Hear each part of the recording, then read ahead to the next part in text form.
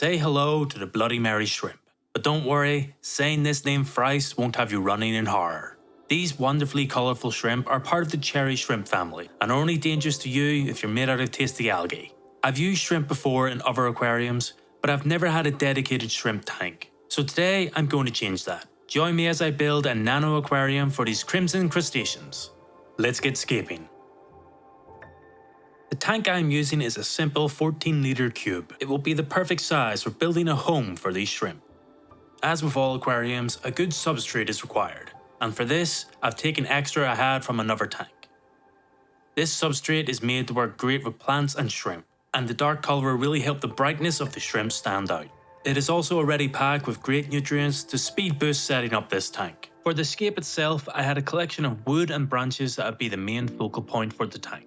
Wood is simple to work with, providing plenty of surfaces for plants to attach to and for shrimp to feed on.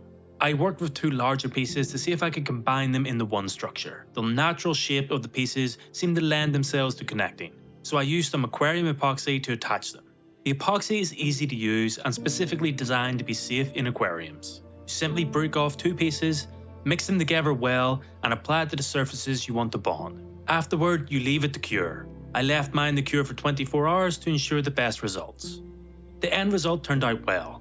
Initially, I used a rock to prop the wood while it cured, but it fit the look so well that I decided to leave it as part of the design. To guide the scaping process, I used a foam cutout the same size as the tank.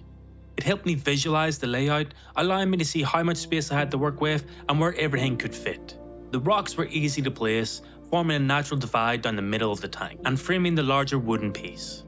The smaller broken pieces of wood sparked ideas, and I realised I could attach a few of them together to create a fallen broken trunk that formed a natural arch within the scape. With the plan for the scape taking shape in my mind, it was finally time to transfer everything into the tank. I started with the larger pieces of wood as they would serve as the foundation for the overall structure.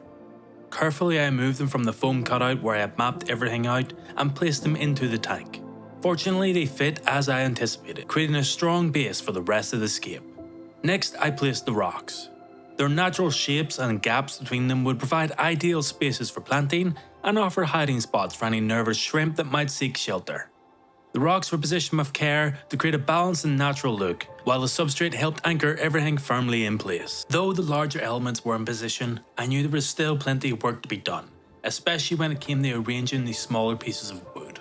These smaller pieces of wood would add detail and help complete the overall design, so I took my time experimenting with their placement to achieve the perfect look. It was important to me that the layout looked as natural as possible, as if the wood had just fallen into place by chance. To my surprise, everything came together more smoothly than I expected. The smaller pieces seemed to settle into place without much effort, and the idea that I had pictured in my head began to materialise right before my eyes. As the scape started to take form, I realised the importance of these little touches. It was the difference between a simple setup and something that is truly unique and cohesive. With a touch of superglue, I secured the wood in place. Superglue is perfectly safe to use in aquariums and it works exceptionally well for tasks like this, providing a strong bond without affecting the tank's water quality. For an added touch, I incorporated some twisting roots to the base of the wood.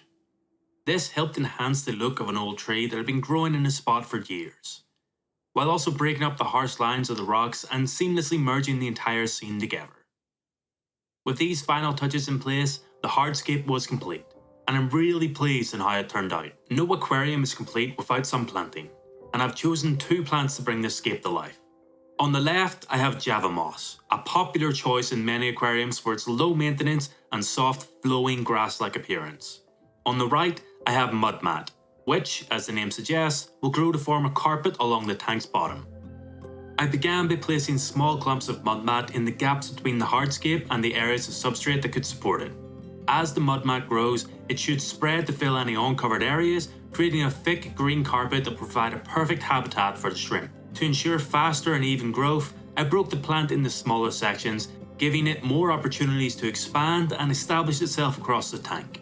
When provided with the right conditions, this plant is known for its fast growth, so I made sure to spread it out evenly throughout the tank, filling any open spaces where it could thrive. Next, I moved on to the Java moss.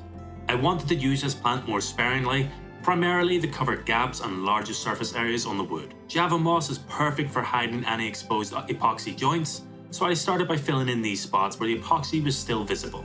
The moss adhered well to the joints, and with time, they will be completely hidden by the lush growth. I also added some moss along the top of the main branch, allowing it to trail down the length of the broken wood. Once the tank is filled with water, this should create a beautiful effect of grass-like moss flowing down the side of a fallen tree, adding movement and texture to the scene. Securing the moss was simple. I used a small amount of super glue once again, making sure everything was held in place without disturbing the natural appearance. With the plants in place, the scape was complete. The contrast between the rough textures of the wood and stone, broken up by the vibrant green of the plants, really makes the scene stand out. To me, it looks like a natural formation, a small hidden corner of nature brought to life inside a tank. I'm incredibly pleased with how it turned out, and I can't wait to see how it looks once fully submerged. Hopefully, the water will enhance it even further, allowing the plants to flourish and the entire scape to truly come to life. Everything stayed in place as the water rose, which is always a good sign, especially when working with so much wood, as it can sometimes shift and float. I filled the tank up to just below the top of the standing wood. I love how the tip of it slightly poked out of the waterline, further enhancing the illusion that this might have been a once tall and proud tree before it fell. It adds a subtle yet powerful touch to the overall look, grounding the scene in a sense of natural history. As the water settled, the entire scape finally came together. The arrangement looked even better underwater, as the plants swayed and the textures of the wood and rocks became more defined. Now, all it needs is time to rest. There's still a lot of trapped air in the substrate and crevasses, and the plants need time to acclimatise to their new environment. I left the tank to settle for a week, and things have certainly changed. The most notable change is the water colour. This is completely natural when working with wood and nothing to be concerned about. The wood has released tannins into the water, which has caused it to take on a brownish tint. Though it may not look ideal, tannins are completely harmless, and the colour will gradually fade with regular water changes. In fact, some people even enjoy the tea-stained effect it gives, as it mimics the natural environments like rivers and streams. The second big change is the emergence of life. Though it's just biofilm for now, it's actually a great sign. Biofilm is an early indicator that the water is stabilizing, meaning the tank is maturing and getting ready to support more complex life. Even better, this biofilm will provide a perfect first snack for the shrimp once they're introduced. It's a natural food source, and the shrimp will help keep it in check as they graze. Overall, these changes show the tank is progressing well, and I'm excited to take the next step and finally introduce the shrimp. And here they are, 10 vibrant Bloody Mary shrimp, ready to be added to the tank.